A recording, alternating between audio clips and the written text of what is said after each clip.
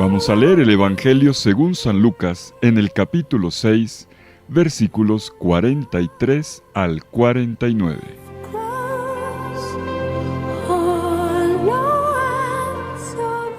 En aquel tiempo decía Jesús a sus discípulos: No hay árbol bueno que dé fruto malo, ni árbol malo que dé fruto bueno. Por ello, cada árbol se conoce por su fruto. Porque no se recogen higos de las zarzas, ni se vendimian racimos de los espinos. El hombre bueno, de la bondad que atesora en su corazón, saca el bien, y el que es malo, de la maldad saca el mal. Porque de lo que rebosa el corazón, habla la boca.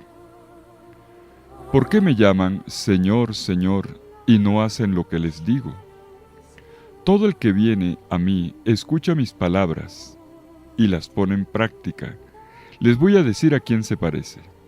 Se parece a uno que edificó una casa, cavó, ahondó y puso los cimientos sobre roca.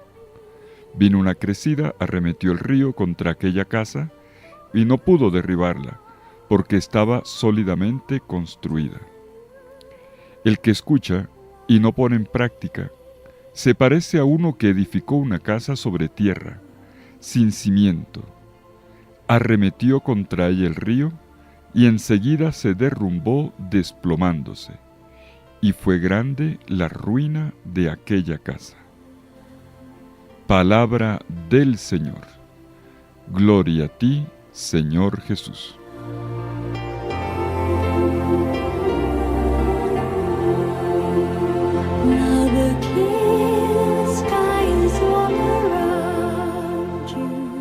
Llegamos a la conclusión del Sermón de la Llanura, el equivalente en Lucas, del Evangelio de Lucas, de lo que encontramos en el Evangelio según San Mateo, donde es el Sermón de la Montaña.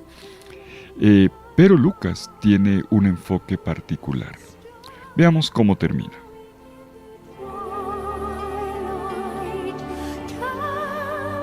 Termina con una parábola tomada del mundo agrícola y con su aplicación. Esta parábola tiene todo un lenguaje que podemos llamar sapiencial. No hay árbol bueno que dé fruto malo, ni árbol malo que dé fruto bueno. Por ello cada árbol se conoce por su fruto, porque no se recogen higos de las zarzas, ni se vendimian racimos de los espinos.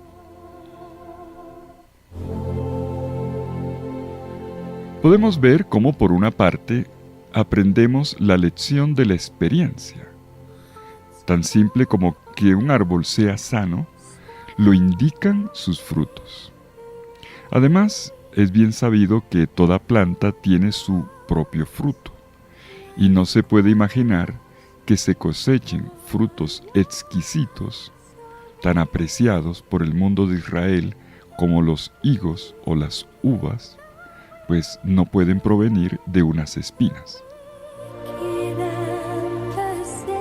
Esto por una parte, pero por otra, el fruto en el Antiguo Testamento aparece con frecuencia como una metáfora para designar las decisiones del ser humano.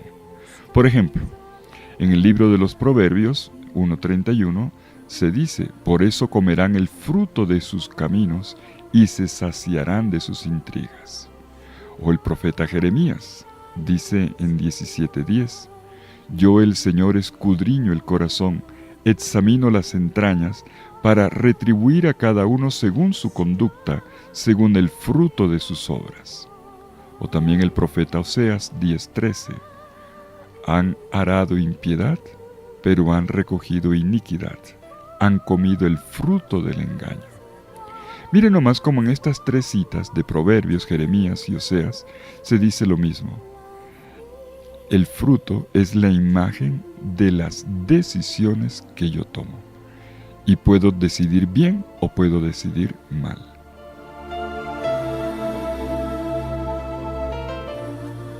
Entonces, el fruto significa el actuar. ¿Cuál actuar? ¿Cuál es el fruto bueno?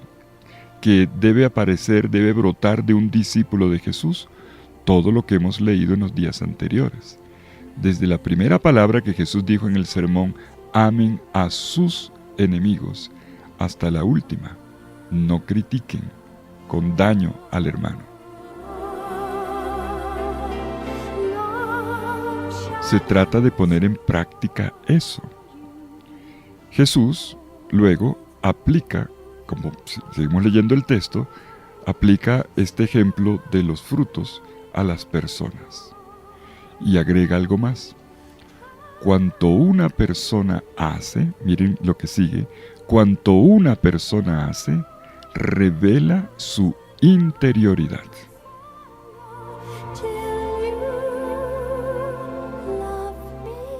El bien viene de un corazón bueno. El mal viene de un corazón malo. Miremos cómo lo dice Jesús. El hombre bueno de la bondad que atesora en su corazón saca el bien, y el que es malo de la maldad saca el mal, porque de lo que rebosa el corazón habla la boca.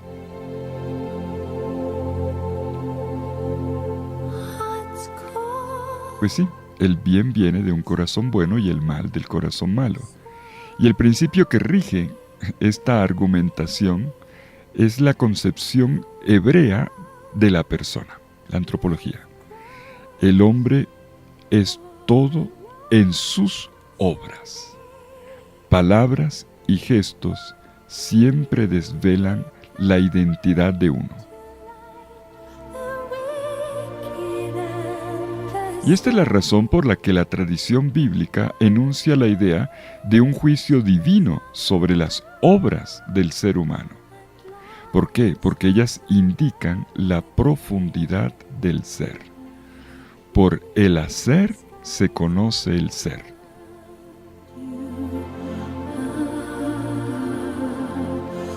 Pero avancemos. Jesús enseguida agrega, ¿por qué me llaman Señor, Señor, y no hacen lo que les digo?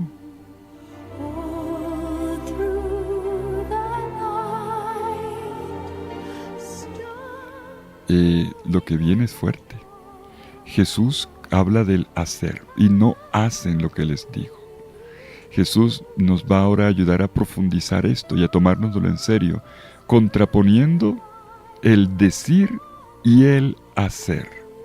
Miren nomás que en los versículos 46 al 49, en pocos versículos, el verbo hacer, en griego poieo, el verbo hacer aparece 5 veces. 5.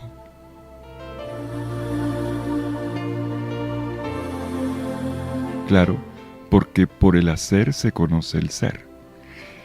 Jesús, entonces, aquí critica a quienes se limitan a decir Señor, Señor, y no practican lo que dicen. Se trata de una piedad que se queda en las palabras y no va a lo concreto. Como quien dice, mucha rezadera pero poca conversión. Preocupación por una liturgia muy bonita, una piedad externa muy bonita, pero la vida no cambia.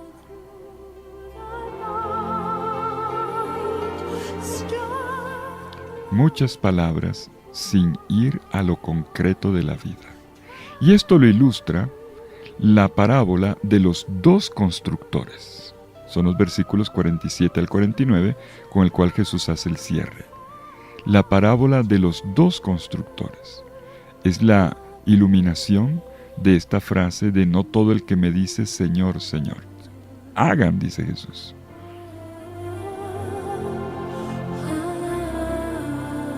Lo que hace la diferencia entre las 2 construcciones es el fundamento. Una casa se construye sobre piedra y la otra sobre arena. De ahí que la resistencia en el tiempo de la inundación se pone a prueba. La primera resiste, la segunda se derrumba.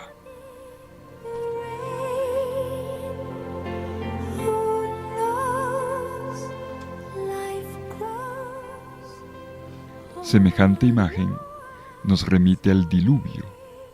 Dice que vinieron los ríos, arrasaron, hubo desbordamiento. Y es una metáfora del juicio divino al final de los tiempos. Lo que hace la diferencia entre la estabilidad y el derrumbamiento se aclara. Sobrevivirá al juicio de Dios aquella obra de quien escucha mis palabras y las pone en práctica, dice Jesús.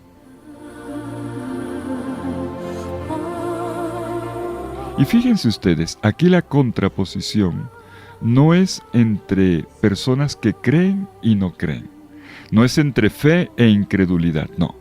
Sino entre dos tipos de personas que ya creen. El mundo de los creyentes también se puede dividir en dos. Creyentes que se quedan simplemente en estar ahí y creyentes practicantes. Creyentes nominales. Yo soy católico, por ejemplo, sí, pero no te vemos nunca en la iglesia. Creyentes nominales y creyentes practicantes.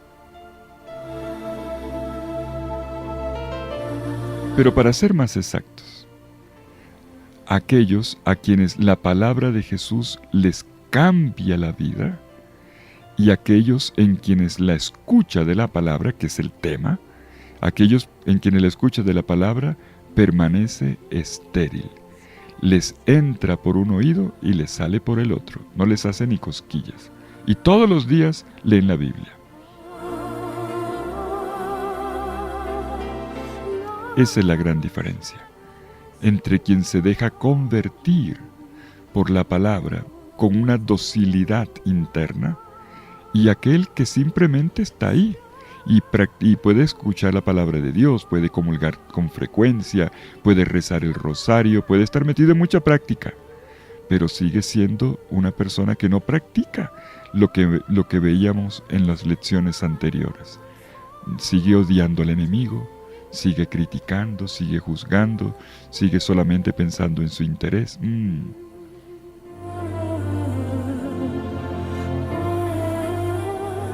Pues así concluye el sermón de la llanura.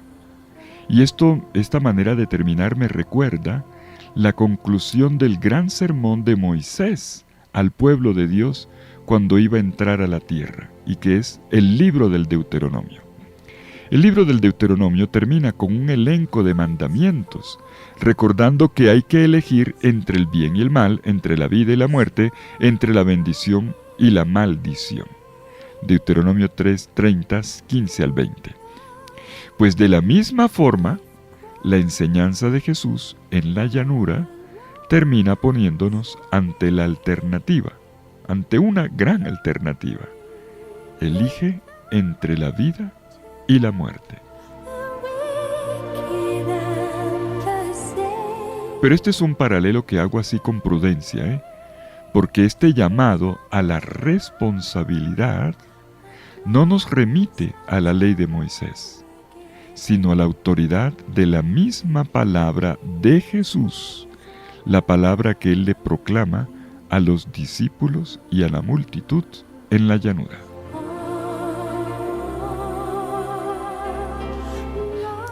Bueno, hemos repasado a la letra el Evangelio de hoy, la tercera y última parte del Sermón de la Llanura, la formación básica del discípulo de Jesús.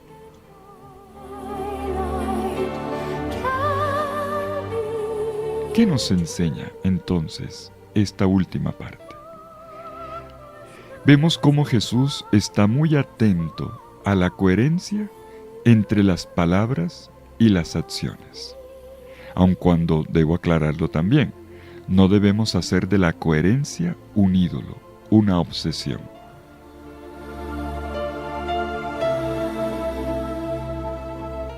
No hay duda de que si hemos encontrado a Dios en nuestra vida, si hemos vivido un encuentro con el Señor, de este encuentro surgen elecciones, actitudes, lenguajes, comportamientos que son coherentes, que corresponden a lo que el Señor está haciendo en nuestra vida. Un buen árbol produce frutos buenos. Si vemos cristianos que solo producen espinas, es obvio que algo no está obrando, no está actuando en su camino de fe.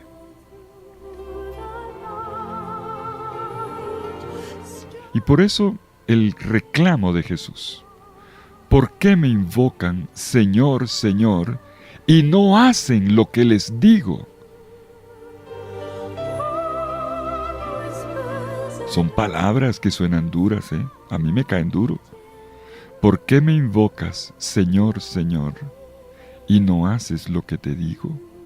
Como si una fórmula o un ritual fuera una fórmula mágica que pudiera salvarme. Después de todo, ¿cuánto cuesta gritar, Señor, Señor? Nada, nada. En cambio, cuesta, ¿y cuánto cuesta? Permitir que el Señor invocado ejerza verdaderamente su señorío en mi corazón, llevando a cabo lo que el Evangelio cada día me dice y que da forma a mis días y a mis obras. Cuesta más dejarse modelar por pensamientos y sentimientos que provienen de Jesús, tener los mismos pensamientos y criterios de vida de Jesús de Nazaret. Eso cuesta más. Decir Señor, Señor, al fin y al cabo es fácil. Todo lo que va de labios para afuera. Pero lo que va de labios para adentro, que implica conversión, no. Por eso a una relación profunda y arraigada con el Señor, a veces uno prefiere una muy superficial, muy epidérmica e incluso ocasional. Por ahí, de vez en cuando uno se acuerda de Dios. Echar raíces sólidas ciertamente cansa. Y por eso seguimos en la superficie, reduciendo la observancia evangélica a una revisión de conducta una vez al año, y no a una renovación de lo profundo y de forma continua. Y entonces multiplicamos experiencias, ideamos estrategias, invocamos soluciones definitivas que vienen del exterior, pero no aceptamos lo único que nos ofrece el Evangelio, que es dejar que nuestro corazón cambie. Y así ocurre que nos dejamos influir por lo inmediato más que por lo que tiene su propia consistencia. Invertir en procesos que requieren energía y que requieren largos tiempos de dedicación nos asusta. Y parece mejor conformarse con algo alcanzable, con el mínimo esfuerzo, que cultivar procesos de vida interior.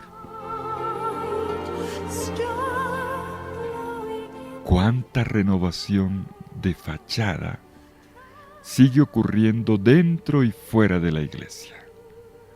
El teatro cambia, pero el guión es el mismo.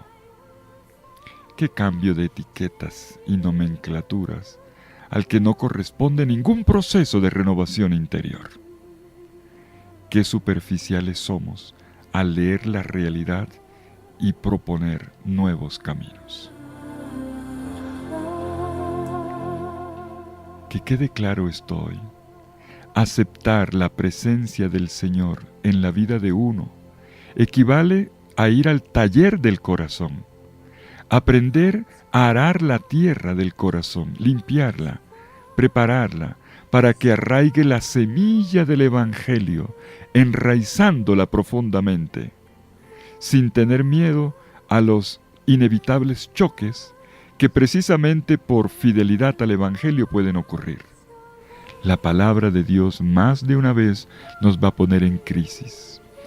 Y por eso la pregunta es, ¿estoy dispuesto a dejarme educar por el Evangelio? Hoy Jesús me lo dice.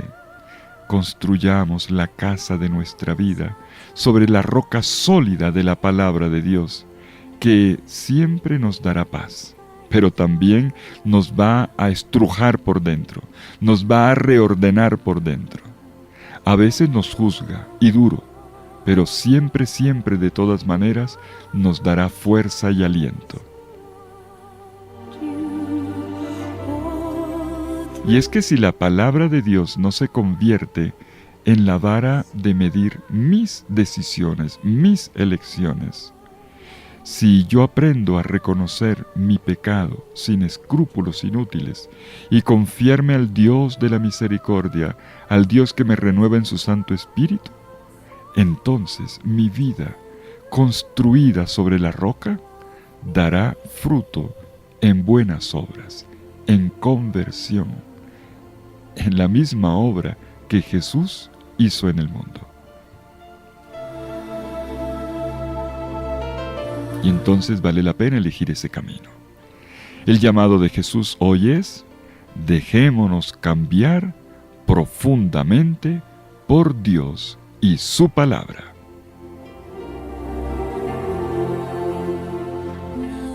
Que el Señor los bendiga con su infinito amor, en el nombre del Padre, y del Hijo, y del Espíritu Santo. Amén.